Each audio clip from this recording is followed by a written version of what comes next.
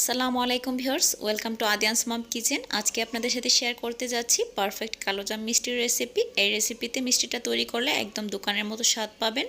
দেখতে যেমন কালারটা সুন্দর, খেতেও কিন্তু মিষ্টিটা ততটাই মজাদার, ভিতরটা হবে একদম রসালো। আজকে রেসিপি ফলো করেন, মিষ্টি তৈরি করলে নতুনরাও কিন্তু মিষ্টি তৈরি করতে পারবেন যারা কখনোই মিষ্টি তৈরি করেননি। আশা করছি বরাবরের মতো আমার আজকের রেসিপিটি ভালো লাগবে। মিষ্টি তৈরির জন্য এখানে একটি বাটিতে প্রথমে দিয়ে দিচ্ছি হাফ কাপ পরিমাণ ফুল ক্রিম গুঁড়া দুধ। যাদের কাছে মেজারমেন্ট কাপ নেই তাদের জন্য বলে দিচ্ছি, এখানে হাফ কাপ সমান হচ্ছে 120 গ্রাম। 120 গ্রাম গুঁড়া দুধ নিলে সাথে দিয়ে দিচ্ছি 1/3 কাপ পরিমাণ ময়দা, অর্থাৎ 1 কাপের 3 ভাগের 1 ভাগ। এখন দিয়ে দিচ্ছি হাফ চা চামচ পরিমাণ বেকিং পাউডার।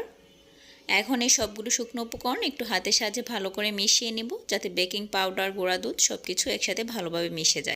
খুব ভালো করে এই মিশ্রণটাকে মিশিয়ে নিতে হবে। তারপর মিশানো হয়ে গেলে এখন এর মধ্যে আমি দিয়ে দিব ঘি। এখানে আমি ঘি নিয়েছি 1 টেবিল চামচ পরিমাণ। ঘি হাতের কাছে না থাকলে এখানে বাটারও ব্যবহার করতে পারবেন, অথবা ডালডাও দেওয়া যায়। দোকানে কিন্তু ওনারা ডালডাও ব্যবহার করে থাকে, যেহেতু আমরা বাসায় তৈরি করব তাই ঘি অথবা বাটার দেওয়াটাই ভালো। সব কিছু খুব ভালো করে মিশিয়ে নিচ্ছি। একটু ভালো করে হাত দিয়ে ডলে ডলে সময় নিয়ে এটাকে মিশিয়ে নিতে হবে, যাতে সম্পূর্ণ গুঁড়া দুধ এবং ময়দার সাথে ঘিটা ভালোভাবে মিশে যায়। তো খুব ভালো করে মিশিয়ে নিয়েছি। হাত দিয়ে মুঠো করলে যদি এরকম মুঠো হয়, আবার হালকা করে চাপ দিলে ভেঙে যায়, এরকম করে মিশ্রণটা তৈরি করে নিতে হবে।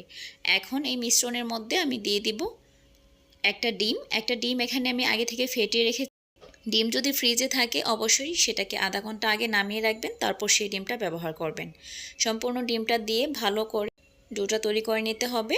আর এই মিশ্রণটা তৈরি করার সময় খেয়াল করবেন, এই মিশ্রণটা কিন্তু আটা বা ময়দার ডোয়ের মতো হবে না। এই মিশ্রণটা একটু নরম টাইপের আঠালো একটা ডো তৈরি করে নিতে হবে। আঙুলে লেগে লেগে আসবে এরকম একটা ডো তৈরি করে নিতে হবে, তাহলেই কিন্তু মিষ্টিগুলো পারফেক্ট হবে। মনে রাখবেন, এই ডোটা যত নরম থাকবে মিষ্টিগুলো কিন্তু ততটাই সফট হবে, আর এই ডোটা যদি শক্ত হয় সেক্ষেত্রে মিষ্টিগুলো কিন্তু শক্ত হওয়ার একটা সম্ভাবনা থাকে। বাসায় রেসিপিটা তৈরি করার আগে প্রয়োজনে 2 বার ভিডিওটা দেখে নেবেন, যাতে করে প্রতিটা টিপস ভালোভাবে শুনতে পান। যদি আপনাদের মনে হয় যে আপনাদের ডোটা একটু শক্ত, কারণ অনেক সময় দেখা যায় ডিম ছোটো সাইজের হয়ে থাকে, সেই ক্ষেত্রে ডোটা একটু শক্ত হতে পারে, সেই ক্ষেত্রে 1 টেবিল চামচ পরিমাণ দুধ দিয়ে দিবেন। আজকে আমার আর দুধের প্রয়োজন নেই, কারণ ডোটা যথেষ্ট পরিমাণ নরম হয়েছে। দেখুন আমি হাত থেকে একটা চামচের সাহায্যে ছাড়িয়ে নিয়েছি। এখন এই ডোটাকে সেট হওয়ার জন্য আমি 5 মিনিটের জন্য ঢেকে রেখে দিব। 5 মিনিটে কিন্তু ডোটা সেট হয়ে যাবে। ফিরে আসছি 5 মিনিট পর। তো 5 মিনিট পর আমি ঢাকনাটা তুলে নিলাম, হাতটা ধুয়ে এসে হাতে একটু ঘি লাগিয়ে নিয়েছি। এখন একে একে মিষ্টিগুলো তৈরি করে নেব। মিষ্টিগুলো প্রথমে নিয়ে হাতে মুঠো করে গোল করে নেব, তারপর এগুলোকে প্রথমে গোল করে তারপর লম্বা শেপ দিয়ে মিষ্টিগুলো তৈরি করে নেব। আপনারা গোল অথবা লম্বা যে কোনো শেপে আপনাদের পছন্দ মতো মিষ্টিগুলো তৈরি করে নিতে পারেন। তো দেখুন একটা মিষ্টি কিন্তু আমি অলরেডি তৈরি করে নিয়েছি। এভাবেই আমি সবগুলো মিষ্টি একে একে তৈরি করে নেব। আর এই মিষ্টিগুলো কিন্তু তৈরি করার জন্য আমি আজকে ডিম ব্যবহার করেছি। তবে কেউ যদি ডিম ছাড়া মিষ্টি তৈরি করতে চান, সেই ক্ষেত্রে কিন্তু আমার চ্যানেলে আরও একটা রেসিপি দেওয়া আছে, আপনারা চাইলে সেই রেসিপিটা দেখে নিতে পারেন। সেই রেসিপিতে আমি ডিম ছাড়াই কালোজাম মিষ্টি তৈরি করেছি। এখন সবগুলো মিষ্টি তৈরি করা হয়ে গিয়েছে। এখানে প্রায় 12টার মতো মিষ্টি হয়েছে। এখন এই মিষ্টিগুলোকে আমি ভেজে নিব। মিষ্টিগুলো ভাজার জন্য চুলায় এখানে আমি একটি প্যানে পরিমাণ মতো তেল নিয়ে নিয়েছি, আর এই তেলটা কিন্তু হালকা গরম অবস্থায় আছে। এখন আমি একে একে মিষ্টিগুলো ছেড়ে দিচ্ছি। একটু বেশি পরিমাণে তেল নেবেন, যেহেতু মিষ্টিগুলো ডুবো তেলে ভাজতে হবে, তাই সেই পরিমাণেই তেলটা নিয়ে নিতে হবে। মিষ্টিগুলো ভাজার সময় চুলার আঁচটা একেবারে লো আঁচে রাখতে হবে।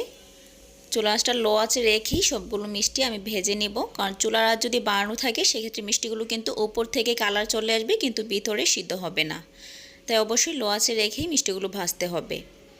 আর প্রথমে মিষ্টিগুলো দিয়ে আমি প্যানের হাতলটা ধরে একটু নেড়ে দিয়েছি। প্রথম অবস্থায় এখানে কোনো কাঠি দিয়ে নাড়াচাড়া করা যাবে না, তাহলে মিষ্টিগুলো ভেঙে যেতে পারে। দেখুন কিছুক্ষণ পর কিন্তু এমনি থেকেই নিজে নিজে মিষ্টিগুলো উল্টে যাচ্ছে। এভাবে করে মিষ্টিগুলো উল্টে পাল্টে যখন ভালো করে ফুলে উঠবে আর একটু মিষ্টিগুলোর উপরের দিকটা শক্ত হয়ে আসবে, এ পর্যায়ে নাড়াচাড়া করা যাবে। দেখুন এখন কিন্তু মিষ্টিগুলো ফুলে গিয়েছে আর মিষ্টির উপরটাও একটু শক্ত হয়ে গিয়েছে। এই পর্যায়ে আমি ভালো করে নেড়ে চেড়ে মিষ্টিগুলো ভেজে নিচ্ছি। এই পর্যায় থেকে মিষ্টিগুলো অনবরত নেড়ে চেড়েই ভাজতে হবে, না হলে দেখা যাবে যে এক পাশ থেকে কালার চলে এসেছে, অন্য পাশে কালার আসেনি। তাই সব দিক থেকে যাতে সমানভাবে কালার আসে সেজন্য ভালোভাবে মিষ্টিগুলোকে নেড়ে চেড়েই ভাজতে হবে। অনবরত নেড়ে চেড়ে প্রায় 8 থেকে 10 মিনিট সময় নিয়ে আমি মিষ্টিগুলোকে ভেজে নিয়েছি। মিষ্টিগুলোর কালারটা কিন্তু এখন একদম পারফেক্টলি চলে এসেছে, একদম ব্রাউন একটা কালার হয়েছে। এই কালার রেখে এখন মিষ্টিগুলোকে আমি নামিয়ে নেব। মিষ্টিগুলো রসে দেওয়ার পর মিষ্টিগুলো কিন্তু আরও কালার আসবে, তাই এই পর্যায়ে মিষ্টিগুলো এখন আমি নামিয়ে এক সাইডে রেখে দেব। তারপর আমি শিরাটা তৈরি করে নেব। শিরা তৈরির জন্য এখানে চুলায় একটি প্যানে দিয়ে দিলাম 1.5 কাপ পরিমাণ পানি, সাথে দিয়ে দিচ্ছি 1 কাপ পরিমাণ চিনি। এখানে আমি শিরাটা একটু কম করেই করছি, যেহেতু মিষ্টির পরিমাণটা কম, অতিরিক্ত শিরা করে আমি নষ্ট করতে যাচ্ছি না। আর সাথে দিয়ে দিলাম 2টা এলাচ, মুখটা একটু ফাটিয়ে দিয়েছি যাতে এটা সুঘ্রাণটা বেরোতে পারে। এখন একটু নেড়ে চেড়ে মিশিয়ে এই চিনির পানিটা ফুটে ওঠা পর্যন্ত অপেক্ষা করব। এই শিরাটাকে বেশি ঘন করব না, একবার ফুটে উঠলে সাথে সাথে আমি এখন এই মিষ্টিগুলো দিয়ে দিব। যেহেতু শিরার পানিটা ফুটে উঠেছে, তাই এখন এর মধ্যে আমি এই মিষ্টিগুলো দিয়ে দিচ্ছি। আর মিষ্টিগুলো কিন্তু এখনও ঠান্ডা হয়ে যায়নি, হালকা গরম অবস্থায় আছে। হালকা গরম মিষ্টিগুলো আমি পানির মধ্যে দিয়ে দিলাম। এখন শিরার সাথে একটু নেড়ে চেড়ে মিশিয়ে ঢাকনা দিয়ে ঢেকে দিব 15 মিনিটের জন্য। এই 15 মিনিটের মধ্যে আর ঢাকনা খুলবো না, ঢাকনার ছিদ্রটা একটা টিস্যু পেপার দিয়ে বন্ধ করে দিচ্ছি। আর এর মাঝে 2-3 বার করে আমি প্যানের হাতলটা ধরে নেড়ে চেড়ে দিব মিষ্টিগুলোকে, যাতে সব দিক থেকে মিষ্টিগুলো ভালোভাবে হতে পারে। তবে ঢাকনা খুলবো না। তো ফিরে আসছি প্রায় 15 মিনিট পর। 15 মিনিট পর আমি ঢাকনাটা তুলে নিয়েছি আর মিষ্টিগুলো কিন্তু হয়ে গিয়েছে। আপনারা ইচ্ছে করলে চেক করে নিতে পারেন। আমি যেহেতু প্রায় সময় মিষ্টিটা তৈরি করি, তাই 15 মিনিটের বেশি সময় লাগে না। তবে আপনারা চেক করার জন্য 1 গ্লাস পানির মধ্যে একটা মিষ্টি দিয়ে দিবেন। যদি মিষ্টিটা পানির নিচে ডুবে যায় তাহলে বুঝবেন মিষ্টিটা হয়ে গিয়েছে। এখন মিষ্টিগুলোকে ঠান্ডা করে আমি রেখে দিয়েছিলাম 2 ঘন্টার জন্য। 2 ঘন্টা পর আমি মিষ্টিগুলো সার্ভ করে নিচ্ছি। দেখতেই পাচ্ছেন কত সহজে মিষ্টিগুলো তৈরি হয়ে গিয়েছে, আর একদম রসে কিন্তু টইটম্বর হয়েছে। উপরের কালারটাও একদম মিষ্টির দোকানের মতো পারফেক্ট হয়েছে। এরকম আরও নতুন নতুন রেসিপি পাওয়ার জন্য আমার চ্যানেলটিকে সাবস্ক্রাইব করে রাখবেন আর পাশে থাকা বেল বাটনটি অল করে রাখবেন। এতে করে যখনই আমি নতুন কোনো রেসিপি আপলোড করব আপনারা সেটা দেখে নিতে পারবেন। মিষ্টিগুলো সাজিয়ে নিয়েছি, একটা মিষ্টি কেটেও দেখিয়ে দিলাম। দেখতেই পাচ্ছেন কতটা রসালো হয়েছে মিষ্টিটা। উপরের কালারটা যেমন সুন্দর হয়েছে, তেমনি ভিতরটাও কিন্তু একদম রসে টইটম্বর। খেতেও কিন্তু মিষ্টিটা অনেক দারুণ ছিল। বাসায় যখন তৈরি করবেন তখনই বুঝতে পারবেন। আমার আজকের রেসিপি যদি ভালো লেগে থাকে তাহলে প্লিজ ভিডিওটিতে লাইক করবেন, কমেন্ট করবেন আর ভিডিওটি শেয়ার করতে পারেন ফ্রেন্ডস এবং ফ্যামিলির সাথে। দেখুন আমি কেটেও দেখিয়ে দিয়েছি। মিষ্টিটি কিন্তু আসলেই খেতে অনেক মজাদার। একবার হলো রেসিপিটা বাসায় ট্রাই করার অনুরোধ রইল।